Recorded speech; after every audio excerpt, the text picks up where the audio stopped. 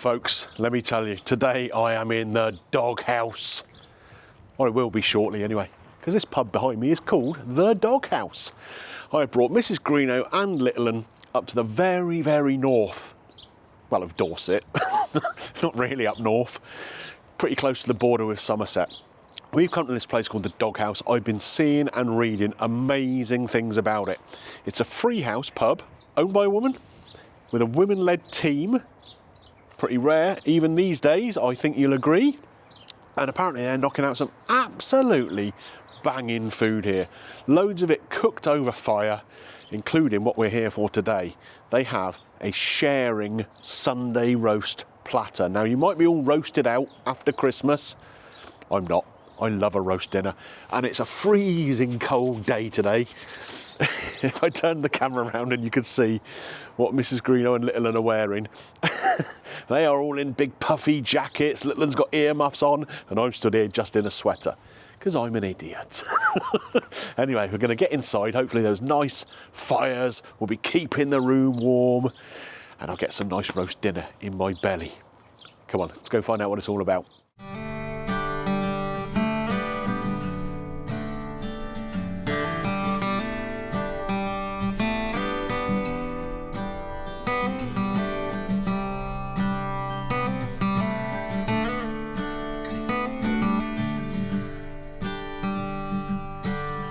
So I come inside, really, really warm welcome as we came in, and what a great looking old pub this is. Loads of like original stone here, and I've got myself a nice seat, and if it does get a bit chilly in here, I've got a blanket behind me. Get nice and comfy like an old man would. That's it. The welcome here has been really kind. They've even taken me out to have a little look at the wood-fired kitchen that's going on out there. The smell was great. Loads of lovely kind of roasted meat smells, and that's really got my appetite going for what we're going to be eating today. Now what they do here is on a Sunday anyway, it's like a big sharing roast. You've got rump cap of beef, you've got pork belly, you've got chicken, and that all comes with various different sauces that accompany those kind of meats, and potatoes and carrots and parsnips and greens and cheesy cauliflower and leeks and Yorkshire pudding. That sounds right up my strasser. They do it as a 2 or 3 course option. There are 3 small plate kind of starter things. The sharing roast, everyone just gets it. So obviously it depends how many of you there are, how big a portion you get. And then there's 3 different desserts as well. So I think what we'll probably do, we'll do it as a 2 course thing, but we'll get 1 starter to share between the 3 of us.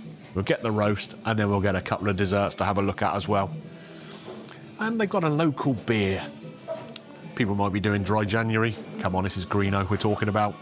Doing dry-ish January. Well, you know, there's been a few excesses over the Christmas period. I'm going to just settle down, just have a nice pint of best bitter with my lunch. We're in a country pub after all, aren't we? So, following on from the old man theme of the blanket here, I've been brought my beer in a nice jug. Proper stuff, this. Ooh, a nice light best bitter, only 3.5%, I think. Perfect. Now, this place apparently was a really run-down old boozer. Don't think it had even been open for a while when it was taken over and put back together again. And they've been doing something right here, because obviously with the wood-fired kitchen or whatever, it's been attracting people in, including the Michelin inspectors. And it actually got mentioned in the Michelin guide in November of last year, 2025. That just goes to show they are doing something very, very well. Hopefully, this roast dinner I'm going to have. Cheers. So, folks, the little starter has arrived. We have the smoked butterbean dip here with pine nuts and sultanas and some kind of herb oil over the top of it. It's really appealing, that, I think. And some beautiful house bread. It kind of looks like focaccia-y kind of thing. To dip into it. Beautiful. Nice and light, hopefully bursting with flavour. Here we also have proper linen napkins. No expense spared there. And let's just get straight into this, shall we? So I'm going to pick a little bit of the bread off. Oh, it's nice and warm. And we're going to go in with a little bit of this dip. In fact, we're just going to get a bit of everything on here. We got the sultanas, little golden sultanas. We got the pine nuts, a smoked butter bean. Sort of almost like a sort of halfway between a hummus and a pate made of it. Oh, get on there. Come on. Don't try and escape from me. Let's go for it.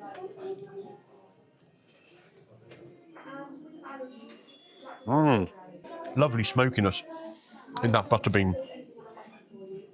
The pine nuts add a little bit of texture. Sweetness from those sultanas as well. What a lovely combination. And the bread, it's got a little bit of salt over the top of it as well. Oh, yeah.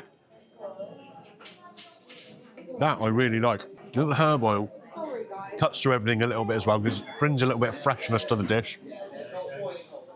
This is Greeno. You're going to love this. Give it a try.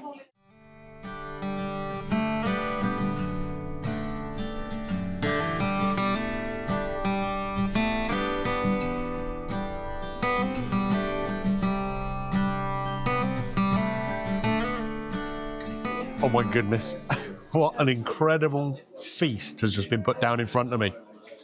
All done sharing style, family style, I guess you'd call it. And it looks incredible, it really does. Let's start over here with the meat platter. Take a look at this, all sat in gravy. We've got the belly pork here, nicely cut. You can see where it's been wood fired there, nice and crispy on the top. All of this chicken, there's loads of it. And then the beef. I mean, I'm just going to pick one of these up so you can have a little look at the... Oh, tell me you don't want to get that in your belly, because I certainly do. As well as that. Oh, careful now. All the veggies. We've got roasted new potatoes in here. We've got roasted carrots, parsnips, wood-fired cabbage there at the back as well. That all looks yummy. And cauliflower and broccoli cheese, I think she said. Although I think it says on the menu it's leek. We shall see. Again, you can see the charring on the top there. That's all flavour, isn't it? And some of the best looking Yorkshire puddings you'll have seen since you saw a picture of my Christmas lunch. If I took one and put it online, I can't remember if I did or not. Because I made some cracking ones.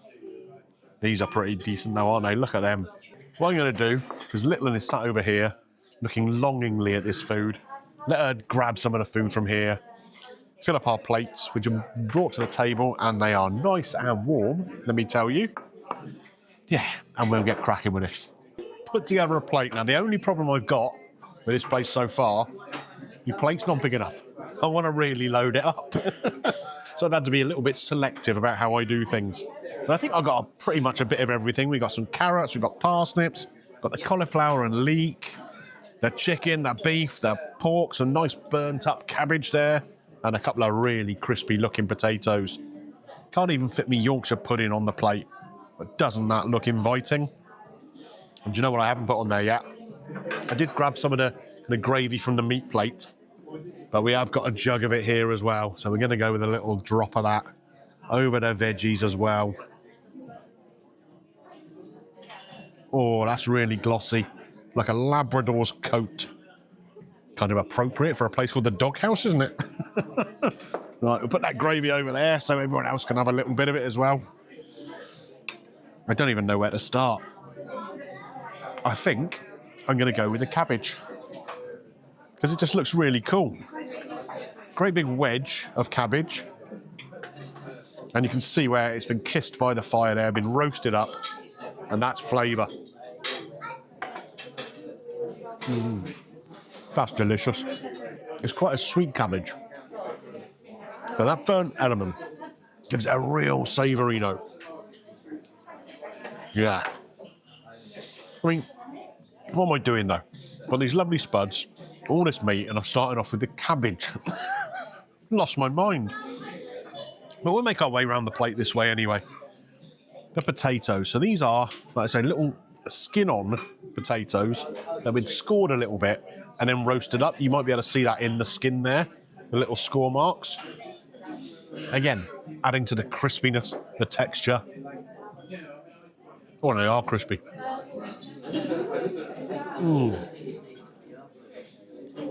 What's clever about that is they made it feel like a roast potato, but you've got the additional flavour of that skin there as well.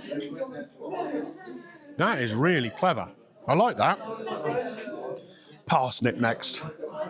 Again, all these little veggies over here, where are they gone? In this bowl over here, all roasted. You can see the colour on them. And it's the same with the parsnip here. Sweet. Not crispy, but you can feel the charring on the outside of it. Oh, and that gravy I put over the top of it is banging. Fill a bath with that up. Stick me in and come and check a couple of days later, see how I'm getting on, because that gravy is incredible. We'll go with a carrot here, and again, look how beautifully roasted this carrot is. All that charring to the outside of it.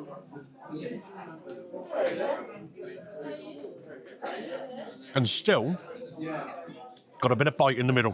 What they're doing here is really clever, because with all of these sweet elements, that fire cookery is giving not bitterness, but along that kind of way from the charring on the outside, which tones that sweetness down a little bit. Clever, clever, clever. That's going to be the same with this cauliflower cheese element. Look at it. Look at that charring on the outside of it.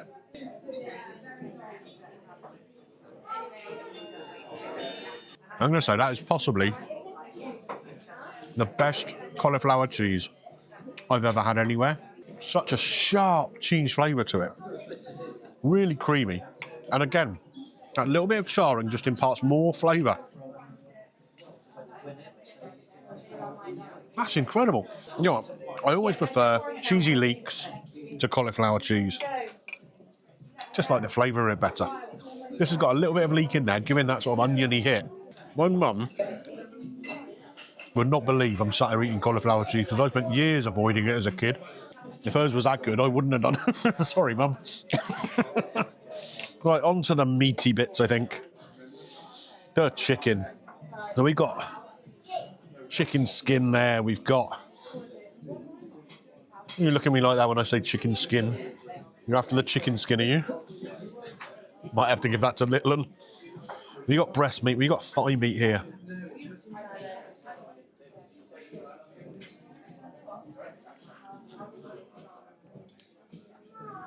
So soft. And they've got this kind of herby stuff all over the top of it. It's going across all of the meats here, which makes it just a little bit fragrant, a little bit different to your average roast. The way they've cooked that chicken is incredible. Love it, love it, love it. Come and have a look at this bad boy. The belly pork. I guess the old Homer Simpson noises going, doesn't it? Here we go. Soft, unctuous.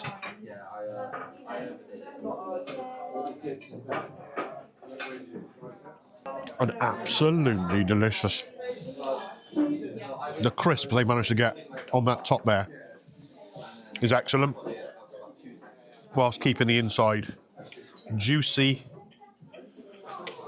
and it's so flavoursome. That's the skin there. The fat's been rendered out of it, and it's just like a little bit of glass. Clever, clever, clever. What do you think about the cookery on this beef? I think it's pretty good. It's not overdone. It's not so red that people are going to moan about it mooing. At least I hope not. Let's see how it is. Now, this is not a steak knife or anything. This is just a regular knife. Went straight through it. That's how tender it is. Look at that with the gravy all over it.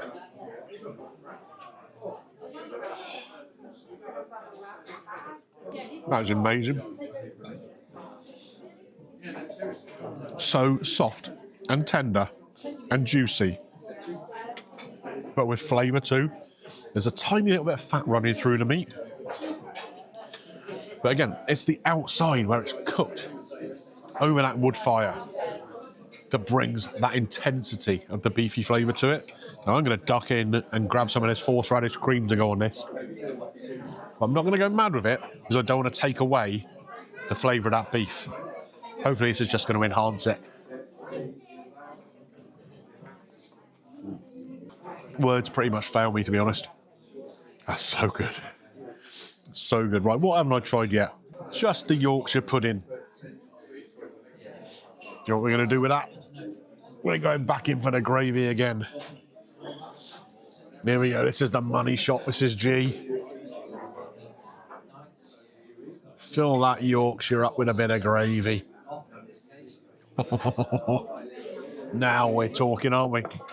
That is a beautifully cooked one. You've got a nice little well in the middle to fill with that gravy. Oh, yes, yes, please.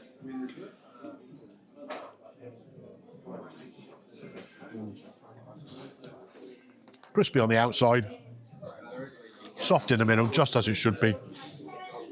And that gravy just, whoo, love it, love it, love it. Right, we're all going to tuck into this. I'm trying to think if I've ever had a better roast dinner than this on the channel. Can't think of one right now, but I'll get my thinking cap on. And then we'll come back for dessert. See you in a minute. Dessert time, folks. Not that I've really got room for dessert after eating that huge platter of roast.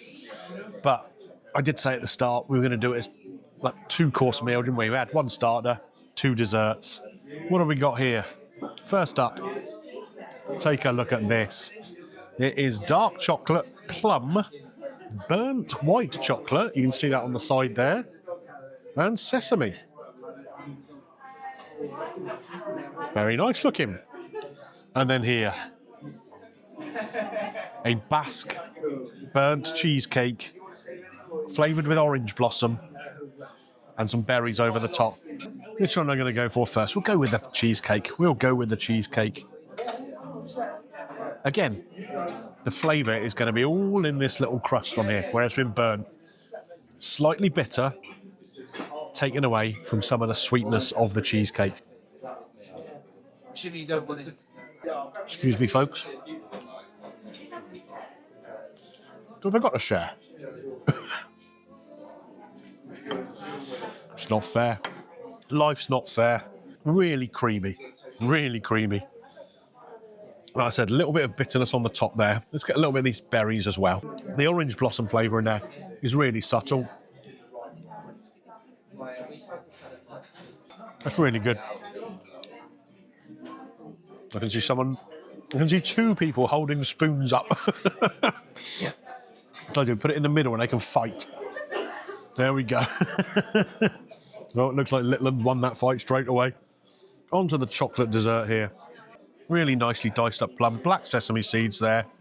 I'm interested in this burnt white chocolate. Very interesting.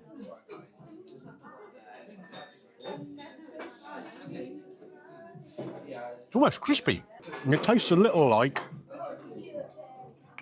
honeycomb. It's really interesting. Let's go in for this. Oh, this is a bit more dense than the cheesecake. Look at that. Oh. We'll get a little bit of that. A little bit of plum. The black sesame's all over the place.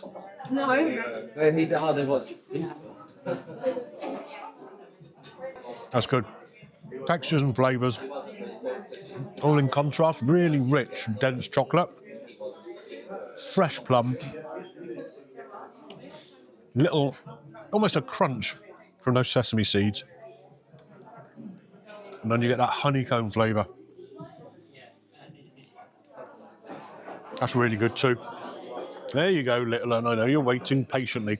She told me, I don't want any dessert. Now she's eating both of them. They're so good though, so good. Right, we're going to polish these up, get outside, and I'll give you my summary.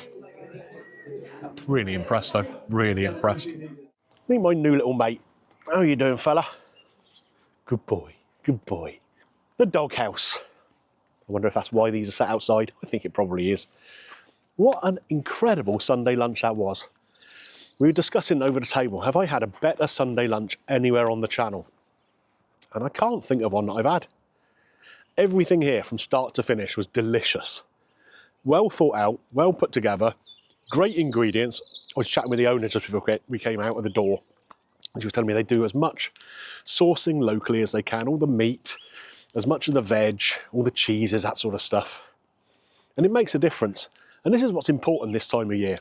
If you're meeting up with a family or friends or whatever and going out for a meal, these are the kind of places you need to be supporting through these difficult winter months.